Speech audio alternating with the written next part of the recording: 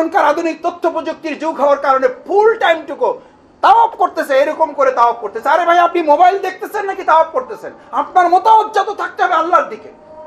আপনি মিনাতে আছেন, ওখানে বসে ভিডিও কল দিচ্ছেন। আপনি আরাফায় আছেন, থাকবেন কতটুকু সময়? কয় দেখো গাছপালা কত সুন্দর। আরে ভাই, এই গাছপালা তো বাংলাদেশেও আছে। আপনি কি দেখাচ্ছেন? এত সবকিছু যদি ভিডিও করতে হবে, তাহলে আল্লাহর কাছে কি সংরক্ষণ থাকবে? আল্লাহর ক্যামেরায় কি ভিডিও হচ্ছে? আর সে আসিফ থেকে আপনাকে কে দেখছে? আপনি ওই সময় শুধু এতটুকু খেয়াল করেন যে আমাকে পৃথিবীর কেউ দেখছে না, শুধু আমাকে কে দেখছেন? আল্লাহ সুবহানাহু ওয়া তাআলা। আল আখির সাদাকাল্লাহুল আযীম ওয়া সাদাকা রাসূলুহুন নবিয়্যুল কারীম ওয়া নাহনু আলা যালিকা মিনাশ শাহিদিন আশ শাকিরিন।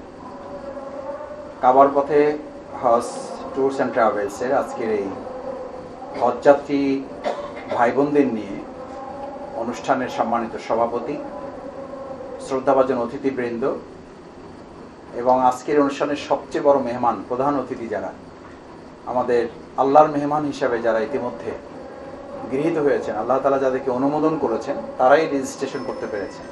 আল্লাহর অনুমোদন না হলে আমাদের রেজিস্ট্রেশন হতো না। আল্লাহর মেহমান হিসাবে যারা বাছাই হয়েছেন, তাদের চেয়ে বড় মেহমান এখানে আমাদের স্টেজে কেউ থাকার কথা না। সুতরাং আজকের অনুষ্ঠানের সম্মানিত প্রধান অতিথিবৃন্দ, ভাই এবং বোনেরা, আসসালামু আলাইকুম ওয়া রাহমাতুল্লাহি ওয়া বারাকাতুহু।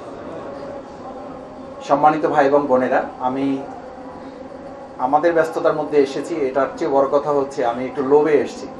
প্রত্যেক মানুষই স্বার্থপর। এতজন ভাই বোনের সাথে দেখা করে যদি আপনাদের কারো দোয়ায় আমি শামিল হতে পারি, শুধু এইটুকুর জন্য এসেছি আপনাদের কাছে।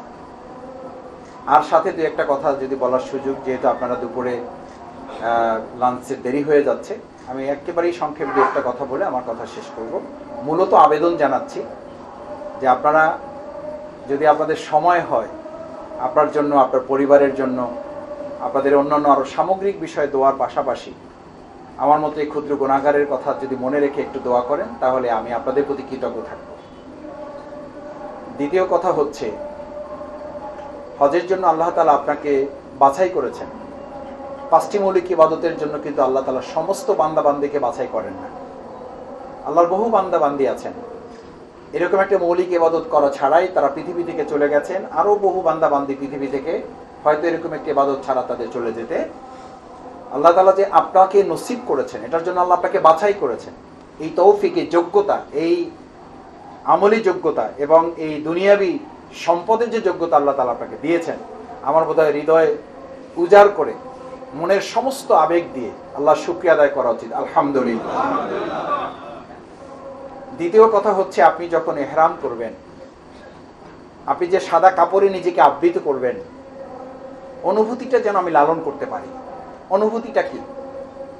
আসলে এটার মূল কথা হচ্ছে, আল্লাহ তাআলা আপনাকে পৃথিবীতে পাঠিয়েছেন একেবারেই মুসাফির হিসেবে। ইহরামের মধ্য দিয়ে আপনাকে স্মরণ করানো হচ্ছে যে আপনি মৃত্যুর পথযাত্রী। এটাই হচ্ছে আপনার ড্রেস। এই যা যা ড্রেস আমরা পরিধান করি, এগুলো আমাদের ড্রেস না।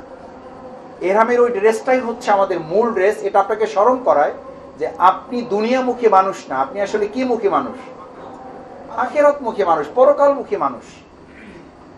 আপনি সেটার জন্য নিজেকে প্রস্তুত করেছেন, এটাও আপনাকে স্মরণ করিয়ে দেয়। তৃতীয় কথা হচ্ছে, আপনি একটা স্লোগান, ওখান থেকে যখন প্লেনে আপনাকে বলা হবে যে আপনি এখন থেকে মিকাতের মধ্যে পড়ে গেছেন, এখন থেকে একটা স্লোগান পড়া শুরু করেন। কি পড়েন স্লোগান? এই লাব্বাইক শব্দটা যদি আপনি ধারণ করতে পারেন, আপনি তো লাব্বাইক শুধু এটার জন্য বলছেন না, স্লোগানটা এত বেশি বার দেওয়া হয় এবং জোরে বলতে বলা হয়।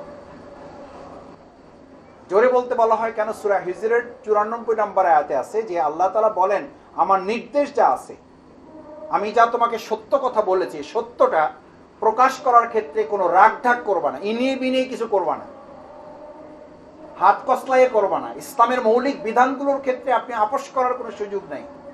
আমাদের এখন সিস্টেম হয়েছে একটু মিলেমিশে আর কি, একটু লাইন টাইন করে।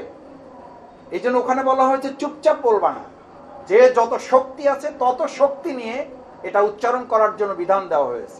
লাব্বাইক, আপনি হাজির হয়ে গেছেন শুধু হজের জন্য না, মূলত আপনি স্লোগানটা মুখস্থ করছেন এই জন্য যে আল্লাহর 1000 আদেশ 1000 নিষেধ যখন যেটা সামনে আসবে, আপনি তখনই বলবেন আমি কি আছি? হাজির। লাব্বাইক, এটা আল্লাহ বলেছেন, ব্যাস, আর কোনো কথা নেই। আমার স্ত্রী এটা পছন্দ করে না করে কিছু যায় আসে না, আমার স্বামী এটা পছন্দ করে কিছু যায় আসে না, আমার সন্তান এটা পছন্দ করে না করে কিছু যায় আসে না। ফিমা আহিব্বা লাব্বাইকের 4টা অর্থ করা হয়েছে। আমি এই বিস্তারিত আলোচনায় যাচ্ছি না, আমাদের শ্রদ্ধেয় উলামা ইকরামগণ আছেন, ওনারা আলোচনা করেছেন নিশ্চয়ই। লাব্বাইকের মূল 4টা অর্থ করা হয়েছে। ফিমা আহিব্বা ও কারিহা, আল্লাহর বিধানের ক্ষেত্রে আমরা পছন্দ আপনার না কার, এটা হচ্ছে হজের লাব্বাইকের প্রথম স্লোগান। ফিল উসরি ওয়াল ইউসরে, এটা যদি সহজ হয়, হজ কি কঠিন ইবাদত না সহজ ইবাদত? কঠিন ইবাদত। আপনি কঠিন ইবাদতটা বাছাই করেছেন এবং আনন্দের সাথে যাচ্ছেন এবং এটাকে আপনি এনজয় করছেন, এই কাঠিন্যতাটাকে আপনি এনজয় করছেন, উপভোগ করছেন, ভালো লাগছে যে আমি আল্লাহর একটা বিধান মানতেছি। আপনি সাফা মারোয়ায় দৌড়দৌড়ি করবেন, দৌড়দৌড়িটা তো শুধু দৌড়দৌড়ি না, এটাতে পেরেশানি। ওখানে আসলে কে দৌড়িয়েছিলেন? হাজের আলাইহিস সালাম। কেন দৌড়িয়েছিলেন? কি জন্য দৌড়িয়েছিলেন? কাকে দিবেন পানি? একটু সন্তানকে একটু পানি দিবেন। আমাদের অনেক সময় অনেকে বলেন, ভাই আমাদের ইসমাইলের মতো সন্তান তো খুব দরকার, মাসুদ ভাই একটু দোয়া করে দেন, আমার ছেলের নাম্বারটা দিচ্ছে, একটু কথা বলেন। তা আমি তখন একটু আফসোস করে মাঝে মধ্যে বলি, খালাম্মা বা খালু যান বা চাচা যান বা চাচি যান বা দাদা যান বা দাদি যান, আমরা আফসোসের জায়গাটা হলো আমরা ইসমাইল প্রত্যাশা করি, কিন্তু আমাদের ওই একই ঘরে হজরত ইব্রাহিম এবং হজরত হাজেরা আলাইহিস সালাম আমরা তৈরি করি না। আমি ইব্রাহিম হই না, আমার স্ত্রী হাজেরা হয় না, অথচ ওই সংসারে আমরা একজন কি কল্পনা করি? আচ্ছা আপনি বলেন, আগে ইব্রাহিম হাজেরা নাকি আগে ইসমাইল? কিন্তু আমাদের কল্পনাটা কি, আমাদের প্ল্যানটা কি? আমি ইব্রাহিম হব না, আমি ইব্রাহিমের ধারে কাছেও যাব না, আমি হাজেরা আলাইহিস সালামের পদাঙ্ক অনুসরণ করব না। তিনি ছটফট করেছিলেন আল্লাহর বিধান বাস্তবায়ন করার জন্য। তিনি শুধু ইব্রাহিম আলাইহিস সালামকে জিজ্ঞেস করেছিলেন, আমাকে আমার এই নিষ্পাপ কলিজার টুকরা নাবালক সন্তানটা রেখে আপনি এখানে যে ফেলে যাচ্ছেন, এটা কি আপনার প্ল্যান নাকি আল্লাহর প্ল্যান? নাকি আর কিছু জিজ্ঞেস করেছেন? আপনার মতে তো নিষ্ঠুর নির্দয় মানুষ স্বামী আমি তো পৃথিবীতে দেখি নাই, এটা হয় নাকি? আপনার কি সামান্যতম বিবেক আছে? কিচ্ছু নাই, জনমানবহীন একটা জায়গায় আপনি আমার কলিজার টুকরা সন্তানটা ফেলে যাচ্ছেন। আচ্ছা বাদ দেন আমার কথা, আমি আমাদের পরিবারগুলোতে তো এই কথাই প্রতিধ্বনি শুনতে পাই, বাদ দেন আমার কথা। সন্তানটার দিকে তো একটু তাকাবেন নাকি? নাকি খালি ইসলাম নিয়ে পড়ে থাকবেন? নাকি খালি কোরআন হাদিসের আলোচনা নিয়ে পড়ে থাকবেন? নাকি খালি কোরআন হাদিসের কথাই আমাদের পেট ভরবে? দেখছেন পাশের বাড়ি ডাক্তার হয়ে গেছে, ইঞ্জিনিয়ার হয়ে গেছে, কবি হয়ে গেছে, সাহিত্যিক হয়ে গেছে, সাংবাদিক হয়ে গেছে, আপনার ছেলের কি অবস্থা? গাড়ি হয়ে গেছে, বাড়ি হয়ে গেছে, ফ্ল্যাট প্লট সব হয়ে গেছে, আমরা কোথায় পড়ে আছি? হাজেরা আলাইহিস সালাম কিছুই জিজ্ঞেস করেন, শুধু দুটো কথা জিজ্ঞেস করেছে, আপনি যে আমাকে এখানে রেখে যাচ্ছেন, ফয়সালাটা আপনার নাকি আল্লাহর? ইব্রাহিম আলাইহিস সালাম কি বলেছিলেন? এরপরে হাজেরা আলাইহিস সালাম তো আরো কিছু জিজ্ঞেস করেছিলেন যে না হাজেরা, যদি এটা আল্লাহর হয়েও থাকে তাহলে অন্তত কিছু একটু ব্যবস্থা করে যান, নাহলে এখানে আমি কেমনে থাকবো বলেন? এটা কি বাস্তব? আপনি বা কেমনে একজন পুরুষ মানুষ হিসেবে এটা পারবেন? আল্লাহু আকবার। আমার হজের কয়েকটা জায়গা আলহামদুলিল্লাহ আমি আমার ছাত্র জীবনে দুবার আল্লাহ তাআলা দয়া করেছেন যাওয়ার। সাফা মারোয়ায় যখন দৌড়াই প্রতিটা বার মনে হয় ওখানে পানির জন্য দৌড়াচ্ছিলেন, শুধু পানির পেরেশানি না, প্রকৃতপক্ষে দৌড়াচ্ছিলেন আল্লাহর ভালোবাসা সিক্ত করার জন্য। আপনি যখন উঁচু জায়গায় দৌড়াবেন, ওখান থেকে নিচে নামবেন, ওখানে বলা হয়, দেখবেন যে আরবের যারা ওখানে লোকরা থাকে শুধু এরকম করতে থাকে, মানে আস্তে হাঁটতে বলে না, কি করতে বলে? দৌড়ান, একটু দৌড়ান। একটু বিদ্যা যারা তাদেরকে বলে একটু দৌড়ান, না হলে হুইল চেয়ার নেন, দৌড়ান, পেরেশানিটা নেন। পেরেশানিটা শুধু ওইটুকুতে দৌড়ি না, পেরেশানিটা হচ্ছে আল্লাহর আদেশ বাস্তবায়ন করতে পারা। আপনি যে বাংলাদেশে বাস করেন, আমার কথায় অন্যভাবে নিয়েন না হাজী সাহেবগণ, আল্লাহ তাআলা আপনাদের হজ কবুল করুন। আমি বলেছি শুধু একটু দোয়া নেওয়ার জন্য এসছে, আর বাকি যতটুকু কথা পছন্দ হলে আল্লাহ কবুল করুন, না হলে আপনাদের মাথা থেকে আল্লাহ যেন ভুলিয়ে দেয়। ওখানে পেরেশানিটুকু এই যে আল্লাহর নির্দেশ বাস্তবায়ন করার জন্য উনি দৌড়দৌড়ি করেছেন। আপনি ওখানে দৌড়দৌড়ি করে কি শেষ করবেন? আপনার ওই সাফা মারার দৌড়দৌড়িটুকু দেশে ফিরে এসে আপনি এখানে তো দৌড়দৌড়ি করবেন আল্লাহর বিধান এখানে কার্যকর আছে কিনা, যদি না থাকে তাহলে এখানেই তো আপনার দৌড়দৌড়ি করা দরকার, এখানেই তো আপনার পেরেশান থাকা দরকার। আমার দৌড়দৌড়ি পেরেশানিটুকু ওখানেই শুধু শেষ হয়ে যায় কেন?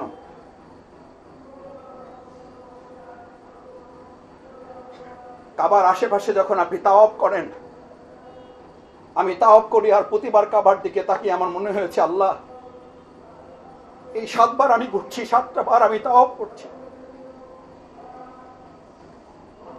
এই 7টা বার তাওয়াফ আমার জীবনে যেন শেষ না হয়ে যায়। আমি যেন আপনার পিছনে ঘুরতে পারি, আমি যেন ফ্ল্যাটের পিছনে না ঘুরি, আমি যেন প্লটের পিছনে না ঘুরি, আমি যেন ব্যবসার পিছনে না ঘুরি, আমি যেন গাড়ির পিছনে না ঘুরি, আমি যেন বাড়ির পিছনে না ঘুরি, আমি যেন ব্যবসা, আমি যেন ডেজিগনেশন, স্ট্যাটাস, মর্যাদা, সম্মানের পিছনে না ঘুরি। আল্লাহ, আমি যেন শুধু আপনার পিছনে ঘুরতে পারি।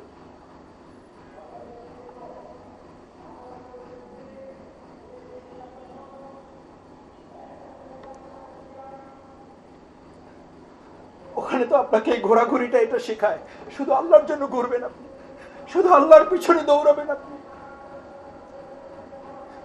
শুধু আল্লাহর ভালোবাসার জন্য আপনি দৌড়াবেন।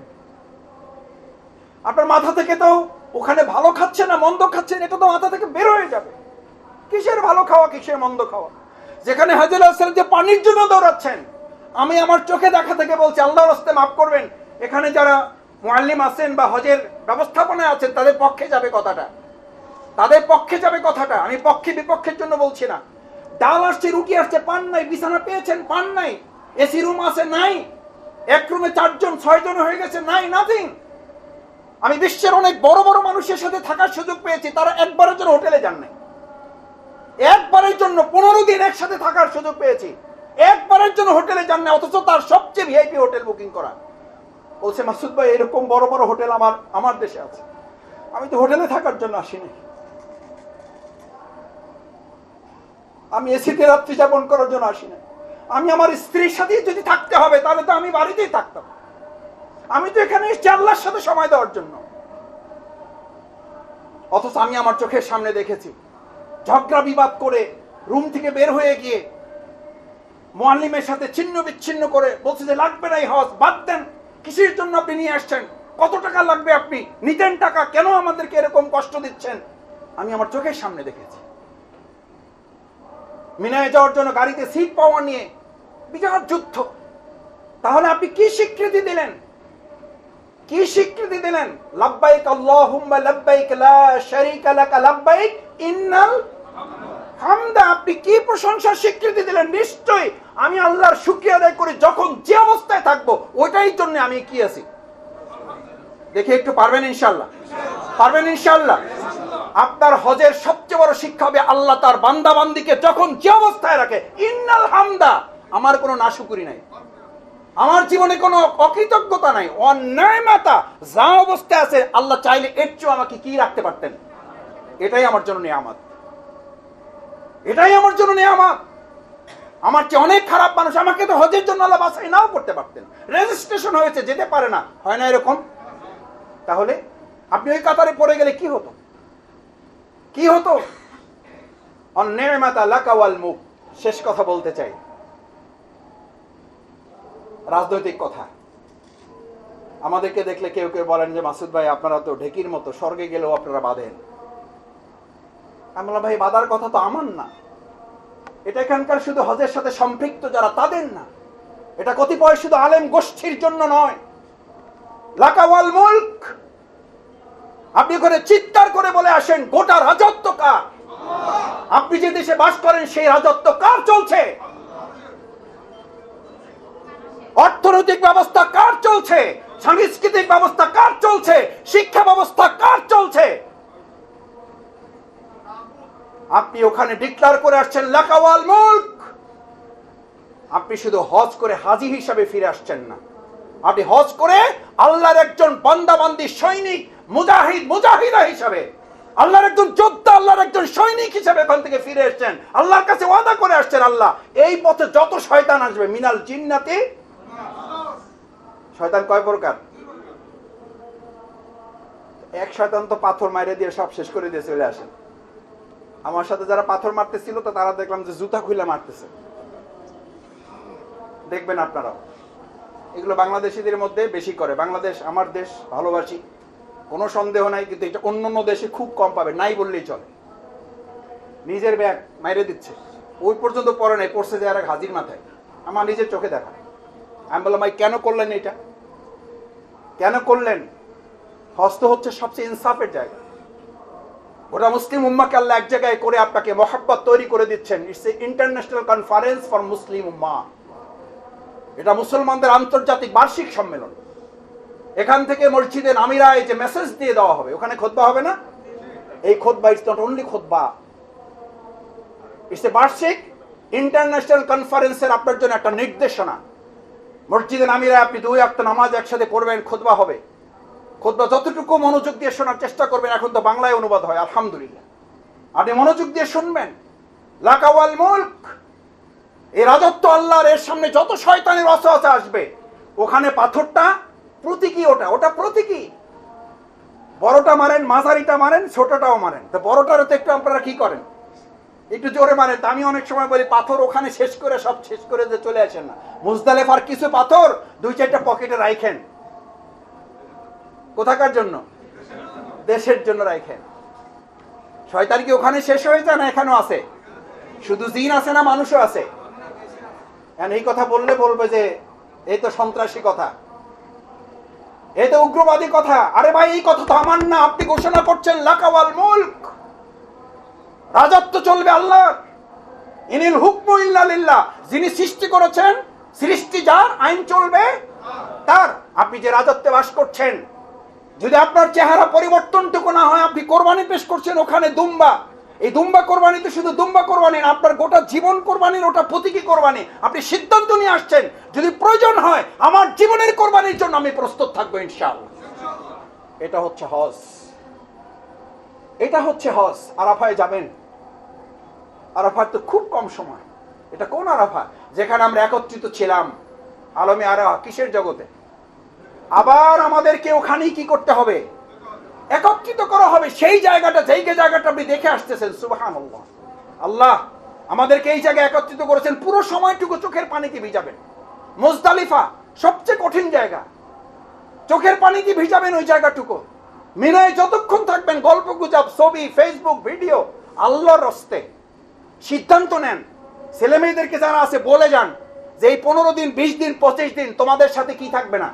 ধরে নাও যে আমি কোথায় চলে গেছি, আমি কবরে চলে গেছি, আমি সাদা কাপড় পরেছি, আমার কথা ছেড়ে দাও, আমি আর ফিরে আসতেও পারি না আসতে পারি।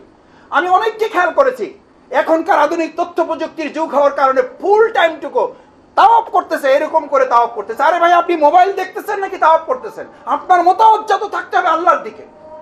আপনি মিনাতে আছেন, ওখানে বসে ভিডিও কল দিচ্ছেন। আপনি আরাফায় আছেন, থাকবেন কতটুকু সময়, কয় দেখো গাছপালা কত সুন্দর। আরে ভাই এই গাছপালা তো বাংলাদেশেও আছে, আপনি কি দেখাচ্ছেন? এত সবকিছু যদি ভিডিও করতে হবে, তার আল্লাহর কাছে কি সংরক্ষণ থাকবে? আল্লাহর ক্যামেরায় কি ভিডিও হচ্ছে, আর সে আসিফ থেকে আপনাকে কে দেখছে? আপনি ওই সময় শুধু এতটুকু খেয়াল করেন যে আমাকে পৃথিবীর কেউ দেখছে না, শুধু আমাকে কে দেখছেন?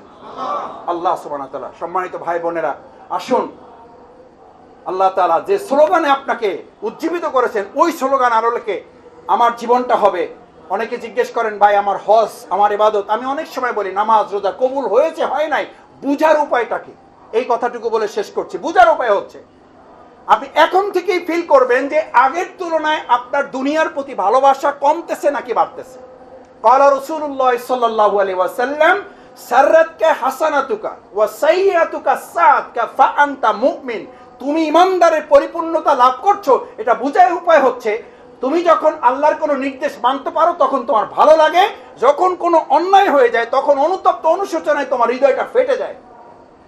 আল্লাহ রাসূল তাকে কি স্বীকৃতি দিয়েছেন? ফা আনতা মুমিন, সে হচ্ছে ইমানদার। আসুন আপনার হজ কবুল হচ্ছে না, এটা বোঝার জন্য মনের দিক থেকে আল্লাহ একটা প্যারামিটার ঠিক করে দিয়েছেন। আপনি যদি দেখেন আগের যে গুনাহগুলো, আগের যে অন্যায়গুলোর সাথে সম্পৃক্ততা ছিল, পর্যায় করে ওগুলো থেকে আস্তে আস্তে আপনার একটা ঘৃণা তৈরি হচ্ছে, আল্লাহর আদেশগুলো বাস্তবায়নের প্রতি আপনার আগ্রহ তৈরি হচ্ছে, তাহলে বোঝা যাবে যে আপনার হজ আল্লাহ কি করেছেন। আর যদি দেখেন আগের যে গুনাহগুলো করে গেছেন, মনের মধ্যে শয়তান ওয়াসওয়াসা দিচ্ছে, বাইসা থাকলে হজ তো আবার, টাকা পয়সা তো আল্লাহর মধ্যে কম দেয় নাই, আল্লাহ চাইলে আবার করতে পারবে, আবার মাপ চাবা, অসুবিধা নেই। আরে ভাই টাকা আছে, মাপও চাইবেন, যাইতেও পারবেন, ঠিক আছে, কিন্তু মৃত্যুর আগে আর সেইটা কপালে জুটবে কিনা সেই ফয়সালা, সেই সিদ্ধান্ত, সেই নিশ্চয় থেকে আপনার আমার কারো আছে? তার মানে ধরতে হবে দিস ইজ হাজ, শুধু না, ইসলামের বিধান হচ্ছে যে ইবাদতটা যখন করবেন ধরে নিতে হবে এটাই হচ্ছে মৃত্যুর আগের আমার সর্বশেষ ইবাদত। সেভাবে আল্লাহ তাআলা আপনাদের হজগুলো কবুল করুন, সেই প্রত্যাশা ব্যক্ত করে আবারও আমাদের সম্মানিত ভাই এবং বোনদের কাছে আমাদের জন্য, আমার জন্য, গোটা মুসলিম উম্মার জন্য, বিশেষ করে আমাদের প্রিয় মাতৃভূমি জালিমের যে রাজত্বে আছে, এই জুলুমের রাজত্ব থেকে এটাকে ইসলামের রাজত্বে প্রবেশ করানোর জন্য আল্লাহর হস্তে আপনারা সবাই দোয়া করবেন ইনশাআল্লাহ। আল্লাহ তাআলা আপনাদের হজ কবুল করুন, আপনাদের সাথে আমাদের মতো গুনাহগারদেরকেও কবুল করুন। আসসালামু আলাইকুম ওয়া রাহমাতুল্লাহি ওয়া বারাকাতুহু।